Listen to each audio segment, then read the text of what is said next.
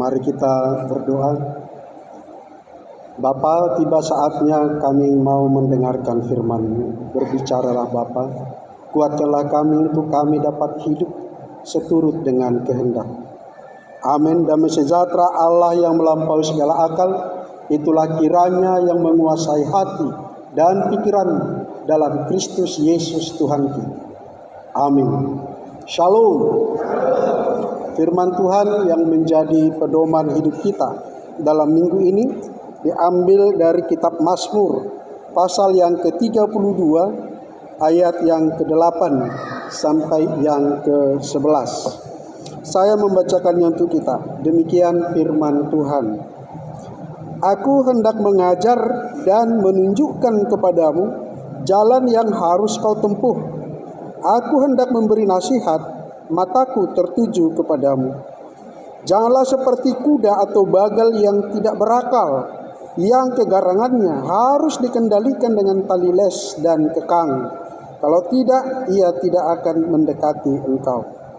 Banyak kesakitan diderita orang fasik, tetapi orang percaya kepada Tuhan dikelilinginya dengan kasih setia. Bersukacitalah dalam Tuhan dan bersorak-soraklah, hai orang-orang benar. Bersorak-sorailah, hai orang-orang jujur. Yang menjadi tema khotbah kita dalam minggu ini, kebahagiaan Kristen. Semua orang tanpa terkecuali, Kristen, non-Kristen, rohaniawan, kaum awam, penjahat, orang baik, semuanya ingin menikmati bahagia selama di dunia. Siapapun dia. Soal bagaimana cara mendapatkannya dan kebahagiaan apa yang dia maksud, itu tergantung orangnya masing-masing. Dan Daud menikmati segala kebahagiaan di dunia. Kebahagiaan orang fasik dinikmatinya. Kebahagiaan orang benar pun dinikmatinya. Dari pengalaman itulah dia mengajak kita lewat nas ini supaya kita bersorak-sorai, karena kita bahagia oleh kebahagiaan sejati, oleh kebahagiaan Kristiani, bukan oleh kebahagiaan karena kefasikan. Ini dituliskan karena mengenang kembali pengalamannya. Ketika dia ditegur oleh Nabi Nathan dari dosanya.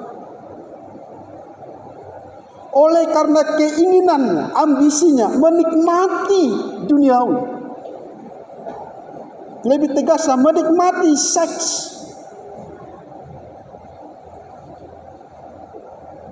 Dia melihat istri Uria pengantin baru. Urianya sedang berperang, wajib militer. Dia tanya orang, itu siapa? Dia diam-diam loh. Tanya orang, itu istri Uria. Dan dia suruh orang bawa istri Uria kepadanya untuk dinikmatinya, maaf. Bukankah ini pelecehan? Bukankah ini kesewenang-wenangan? Dia raja, dia penguasa. Tidak ada yang sanggup membantah dia karena orang Israel semua tahu dia adalah raja yang dipilih oleh Tuhan. Tapi raja ini menyalahgunakan kewenangan. Raja ini yang seharusnya takut akan Tuhan, tetapi dia malah menikmati kebahagiaan orang fasik, kebahagiaan duniawi. Jadi bukan sekedar selingkuh ya. Tahu rahasia umum. Padahal dia menyadari. Dalam ayat 8 dia tulis dengan baik. Kita baca sama-sama ayat 8. Itu A di situ huruf besar. Berarti aku itu adalah Tuhan. Bukan Daud. Aku 1-2 ya. Aku hendak mengajar dan menunjukkan kepadamu jalan yang harus kau tempuh. Aku hendak memberi nasihat. Mataku tertuju kepadamu. Dia menyadari ketika menulis sebenarnya, sebelum dan saat atau sesudah aku berdosa, Tuhan sudah mengajak aku,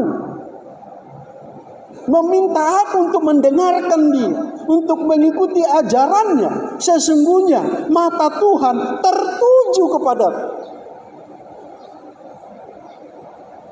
Tapi di ayat 9 dia gambarkan dirinya seperti apa? Seperti kuda dan bagal, ganas. Cukuplah aku yang seperti ini. Kira-kira begitulah percakapan Daud sekarang ini kepada kita. Cukuplah aku yang seperti kuda dan bagal yang harus dikelikir ke kiri dan ke kanan.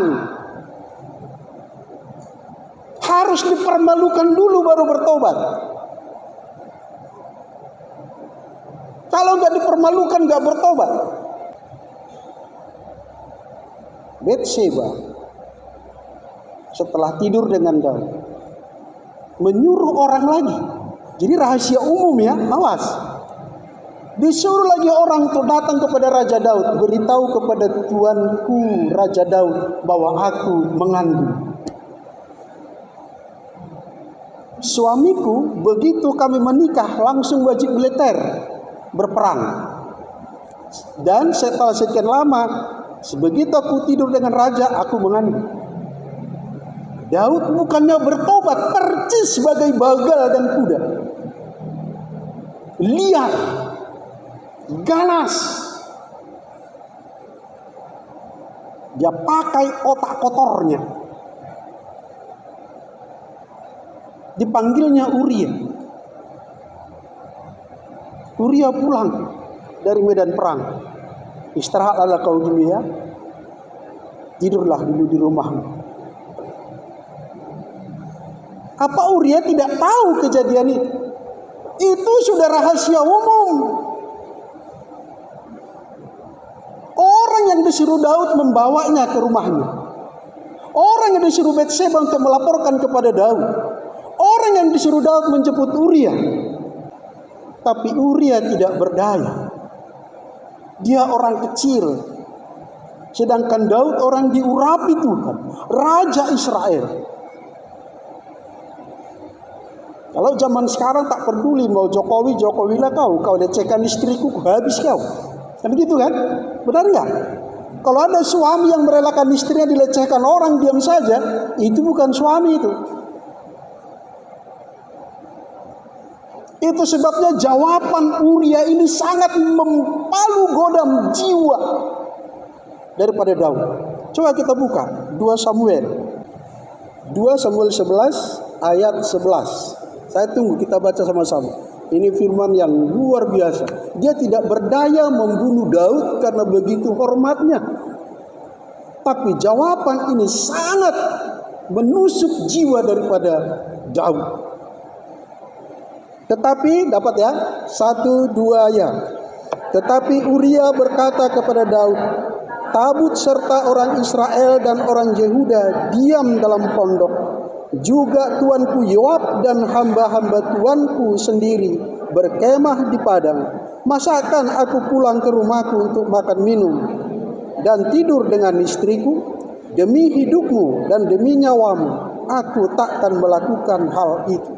Waduh, siasatnya tak laku, busuk otaknya tak laku.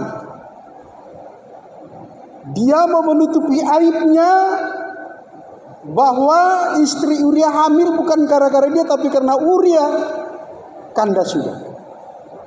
Bukannya bertobat, seharusnya dia harus menangkap pesan daripada Uria ini.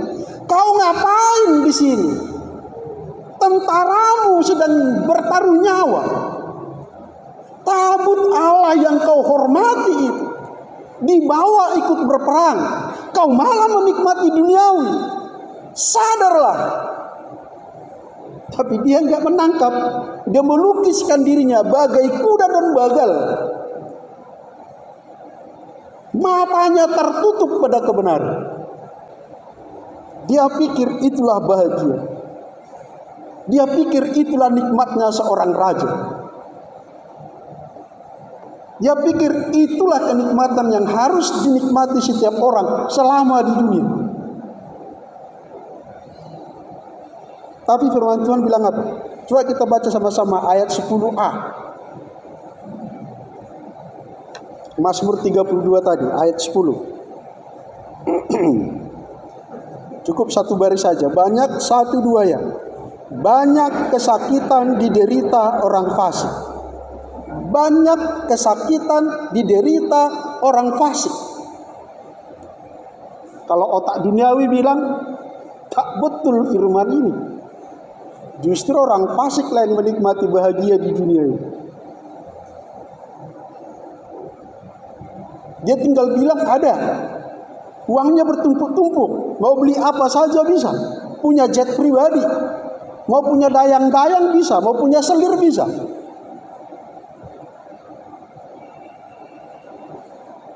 Mau keliling dunia bisa. Mau jadi sultan bagi uang kesana kemari bisa. Penderitaan apa? Tapi firman ini berbicara kepada kita, sesungguhnya penderitaan orang fasik itu banyak. Bahkan saya mau sampaikan kepada kita, sesungguhnya segala kenikmatan duniawi membawa malapetaka. Tidak ada kenikmatan duniawi yang tidak membawa malapetaka. Cek satu-satu. Seks yang berimajinasi tentang seks, maaf ya, puas kurang puas, pada akhirnya sejenis.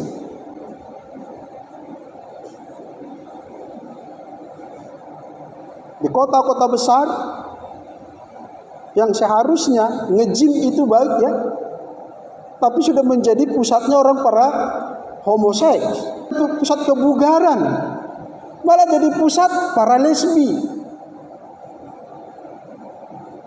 Datanglah penyakit, rusaklah rumah tangga. Banyak uang, menurutmu itu yang baik. Kenikmatan duniawi, kalau banyak uang aku bahagia. Setelah banyak uang, bertumpuk-tumpuk uangmu, semua kebeli. Tanpa peduli dari mana uang itu. Apa yang terjadi kemudian? Keangkuhanmu menjadi racun. Ya kalau itu dari uang yang baik, gak membawamu ke penjara. Makan yang enak di restoran manapun. Sarapan di Jakarta, makan siang di Singapura, makan malam di Abu Dhabi. Makan membawa kau sakit gula, obesitas. Tidak ada kenikmatan duniawi yang tidak membawa malapetaka. Dan itulah yang dialami Daud pada peristiwa itu. Kenikmatan duniawinya membawanya pada malapetaka. Uria tidak mau tidur dengan istri,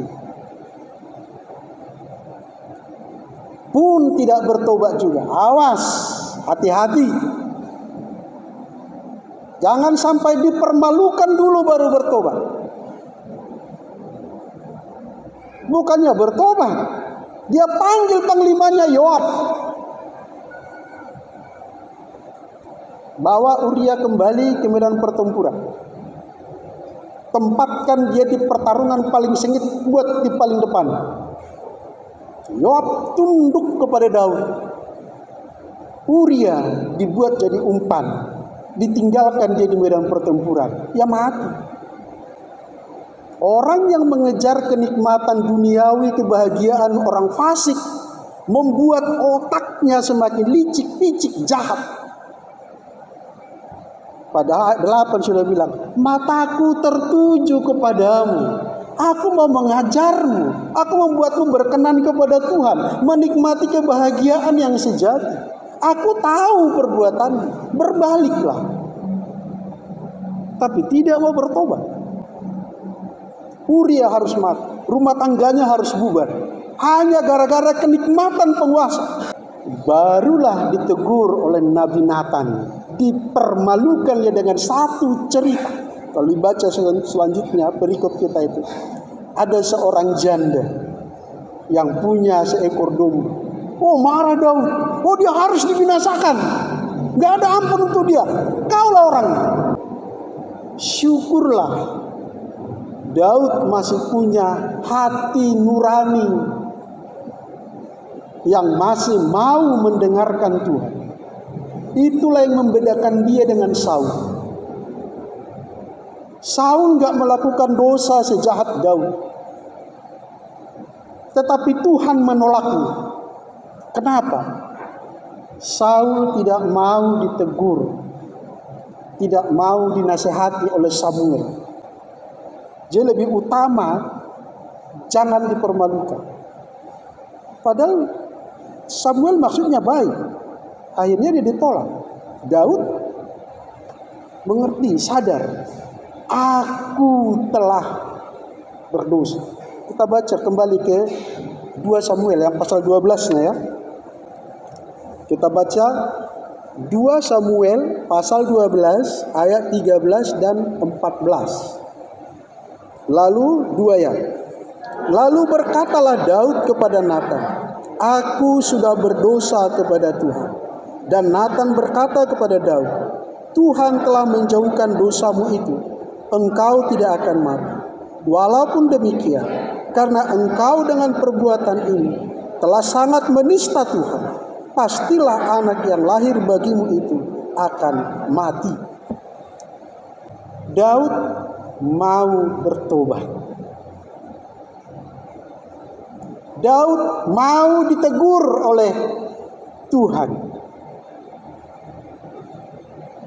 Itulah keistimewaan Daud ini. Dia mau mengubah dirinya. Dia bertobat.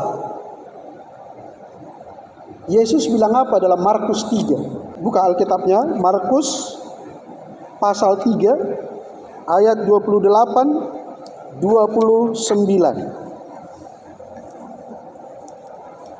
Ketemu ya? Kita baca sama-sama. Aku 2 ya. Aku berkata kepadamu, sesungguhnya semua dosa dan hujat anak-anak manusia akan diampuni. Ya, semua hujat yang mereka ucapkan. Tetapi apabila seseorang menghujat Roh Kudus, ia tidak mendapat ampun selama-lamanya, melainkan bersalah karena berbuat dosa kekal. Semua dosa, apapun dosa, tidak ada satu pun dalam ruangan ini yang tidak berdosa. Tidak seorang pun, bahkan setiap kita punya dosa yang hanya Dia yang tahu dengan Tuhan. Yang kalau disingkapkan membuat malu dunia. Tapi Tuhan bilang itu pun diampuni.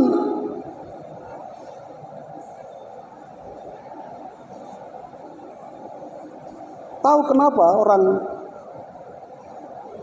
yang meninggalkan Kristen setelah menjadi agama baru sesuka hatinya menghujat, menghina, menista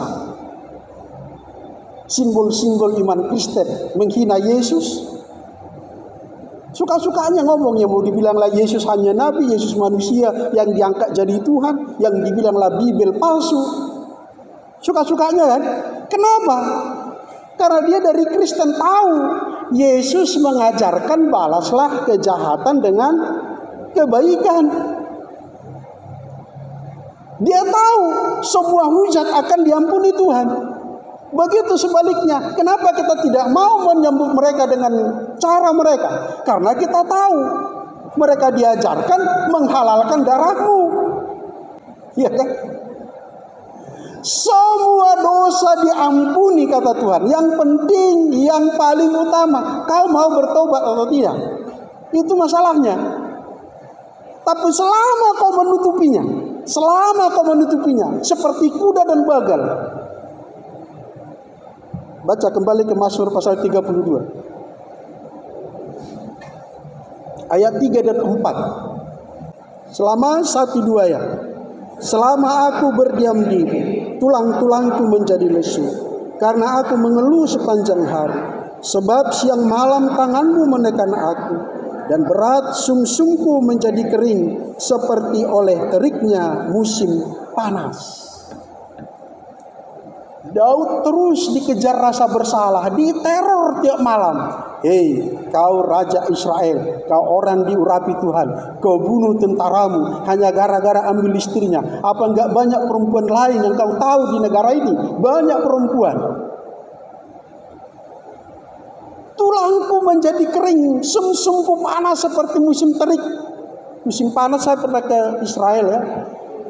Pada bulan Juli itu musim panas, 45 derajat panasnya. Jadi kita keluar dari bus pariwisata seperti masuk open, keluar dari bus seperti masuk open. Panas luar biasa. Daud merasakan itu. Selama tidak mengaku dosa, selama kau berusaha menutup dengan caramu sendiri, dengan siasatmu sendiri, kau tidak ubahnya seperti kuda dan bagal. Tapi kalau kau mau ditegur oleh Tuhan, mau bertobat, mau meninggalkan dosamu, disitulah kau nikmati yang namanya kebahagiaan sejati, kebahagiaan Kristiani yang dikejar semua orang, semua pemeluk agama, mencari apa yang kau dapat dalam Yesus ini.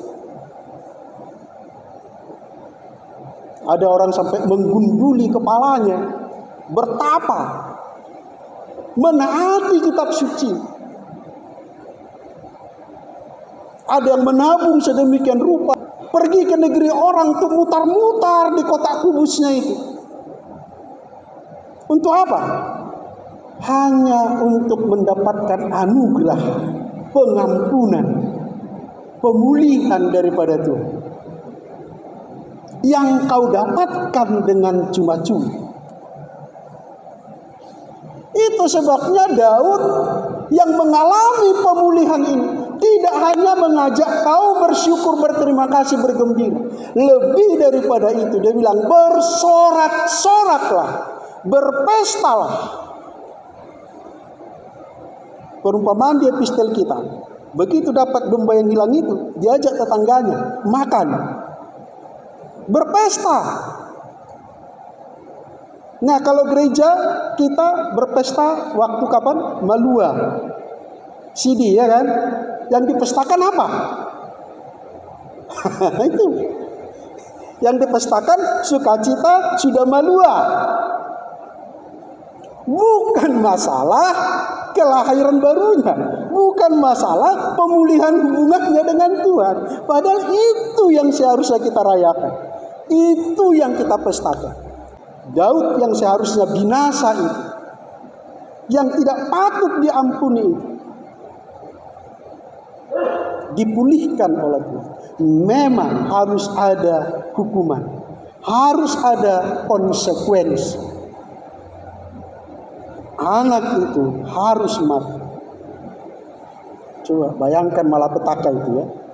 Uria harus mati, rumah tangganya harus bubar, anaknya harus mati lagi. Tapi ini yang buat Daud betul-betul luar biasa, sanggup mengajak kita berpesta, bergembira. Karena apa? Kalau Tuhan sudah mengampunimu, keadaanmu pun dipulihkan oleh Tuhan. Tidak ada pemulihan tanpa pengampunan. Kita tahu sama-sama, Salomo yang penerus tahta Daud itu adalah anak Betseba. Betapa dahsyatnya kalau Tuhan sudah memulihkan keadaan. Salomo bukan dari istri pertama Daud, bukan dari Abigail yang dicintainya itu. Tuhan memulihkan keadaan Daud. Tidak ada dosa yang tidak terampuni oleh Tuhan. Maka ketika engkau mendengar firman, Kiri kananmu tidak tahu apa dosa, apalagi saya. Tapi Tuhan tahu. Tinggalkan. Kebahagiaan duniawi hanya semu, sesaat, membawa malapetaka. Kalau suamimu sudah minta ampun, minta maaf, ampunilah supaya pulih rumah tangga. Kalau istrimu sudah minta ampun, sudah minta maaf, ampunilah. Anakmu sudah minta maaf, parumainmu, menantumu sudah minta maaf, ampunilah. Sebab tidak ada pemulihan tanpa pengampunan. Walaupun kau hidup dalam satu rumah, tapi begitu keadaanmu dipulihkan, bagaimana kau tidak bergembira? Jadi jangan salahkan saudara-saudara kita yang bergereja, bertepuk tangan, bersorak-sorak, bersukacita. Kenapa? Karena mereka merayakan. Walaupun tanda kutip ada yang didorong emosi, ada-ada aja. Tetapi secara psikologi teologinya, kenapa mereka bersorak-sorak? Karena mereka merayakan anugerah, pengampunan, pemulihan yang hanya ada di dalam Yesus, yang tidak didapatkan oleh agama manapun. Bahkan saya mau sampaikan kepada kita hari ini, semua kitab suci, agama apapun di muka bumi ini, baik lak-laknya, permalimnya orang Batak, semua agama, kitab sucinya itu sesungguhnya kalau dibaca baik-baik, diteliti baik-baik, itu semua mengarah kepada satu tokoh yang mampu melaksanakannya dengan sempurna kitab suci itu. Siapa? Yesus. Mereka buat kitab suci begitu indah, begitu hebat, begitu ketat, begitu suci, begitu kudus, tapi mereka tidak mampu melakukannya. Siapa yang mampu? Yesus. Jadi jangan heran kalau ada pendeta-pendeta Buddha bilang apa? Yesus adalah guru spiritual saya. Jangan heran kalau sekarang banyak ustadz-ustadz mengajarkan Yesus adalah Tuhan melalui kitab suci mereka. Jangan heran kalau para penganut aliran kepercayaan, para spiritualis mengaku dirinya sebagai pengikut Yesus. Nah, ini kita diajak bergembiralah, bersorak-soraklah. Coba kita buka dulu Mazmur pasal yang 103. Kita baca ayat 12-nya. Sejauh yang dapat kita baca sama-sama. 1, 2 ya. Sejauh timur dari barat, demikian dijauhkannya daripada kita pelanggaran kita. Sejauh timur dari barat. Kalau kita mau bertobat, kalau kita mau dipulihkan oleh Tuhan, Dia tidak melihat kau lagi siapa kemarin, siapa dulu, tapi siapa hari ini. Sejauh timur. Ada berapa orang yang tahu lagu itu? Kalau banyak yang tahu, kita nyanyikan sama-sama, bisa?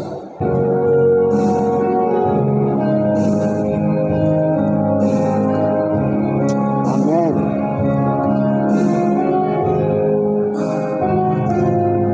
Sejauh timur dari barat, kau membuat dosa.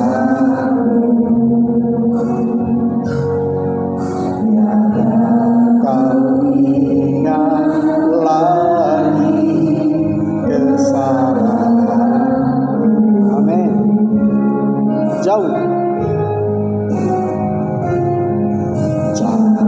ke dalam tuning lalu, kau melemparkan dosa. Oh, haleluya. Tiada kau pergi letukan kesalahan. Betapa besar.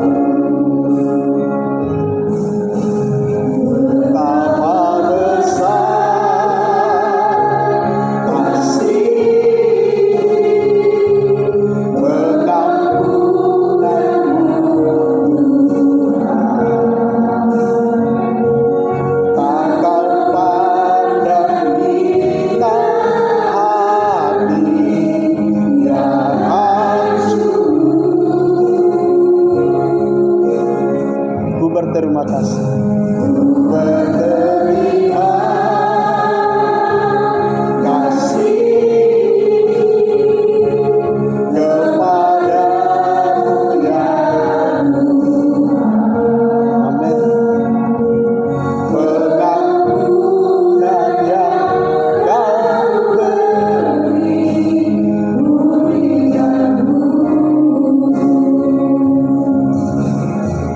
Haleluya. Tidak ada pemulihan yang didapatkan siapapun selain dari Yesus Kristus. Gak ada. Daud belum mengenal Yesus pada waktu itu. Tapi imannya sudah memahami bahwa pengampunan Tuhan itu luar biasa. Keadaannya dipulihkan. Dia tidak dibuang dari keluarganya. Dia tidak dibuang dari tahta kerajaannya. Bahkan Salomo menjadi raja pewarisnya. Oleh sebab itu saudara yang dikasihi oleh Tuhan, nikmatilah kebahagiaan sejati. Kebahagiaan inilah yang membuat kita tenang, nyaman, tentram, berhenti dari ambisi duniawi.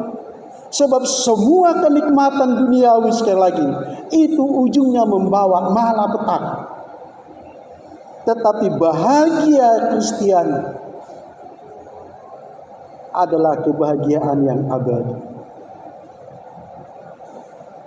Ketika engkau diampuni, hubunganmu dengan Tuhan dipulihkan, hubungan rumah tanggamu dipulihkan, hubungan anak dengan orang tuamu dipulihkan, atasan dengan bawahan dipulihkan, hubungan kita dengan alam bahkan dipulihkan. Lebih daripada itu, ada jaminan keselamatan.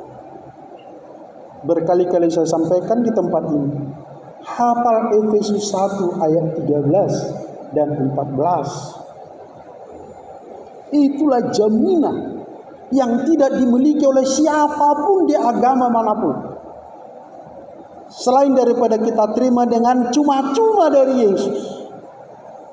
Sebab di dalam Dia, kata firman, kamu juga ketika kamu percaya, kamu dimeteraikan dengan Roh Kudus, dan Roh Kudus itu adalah jaminan keselamatanmu sampai kamu memperoleh sepenuhnya di surga. Ingat, kebahagiaan itu hanya dua. Kebahagiaan di dunia ujungnya ke neraka. Kebahagiaan Kristiani ujungnya ke surga. Kenapa kita bersorak? Diajak hari ini bersorak. Karena dosamu diampuni, hubunganmu dengan Tuhan dipulihkan, keselamatanmu dijamin. Dan lebih daripada itu, selama di dunia, kita kembali ke nats khotbah kita. Apa kata firman Tuhan di situ? Pada ayatnya yang ke-10 bagian B. Kita baca sama-sama. Tetapi tetapi orang percaya kepada Tuhan dikelilinginya dengan kasih setia. Tetapi orang yang percaya kepada Tuhan dikelilinginya dengan kasih setia. Itulah pesan Yesus yang belum dikenal Daud pada waktu itu. Sekarang memperkenalkan diri kepada kita. Ketahuilah, Matius 28 ayat 20, aku menyertai kamu sampai kesudahan zaman. Ada jaminan penyertaan Tuhan yang tidak dimiliki agama manapun. Harus pada jam tertentu Tuhannya hadir. Tapi Tuhanmu berjanji 24 jam Dia menyertai engkau. Wahyu 3:20 bilang apa? Lihat, aku berdiri di depan pintu dan mengetok. Jika ada orang yang membukakan pintu bagiku, aku akan masuk mendapatkannya. Aku makan bersama-sama dengan dia. Aku tinggal bersama-sama dengan dia. Ada jaminan penyertaan Tuhan 24 jam. Malapetaka boleh datang, tapi Tuhan menjaga kita. Tuhan menjagaku waktu atau tegak. Tuhan menjagaku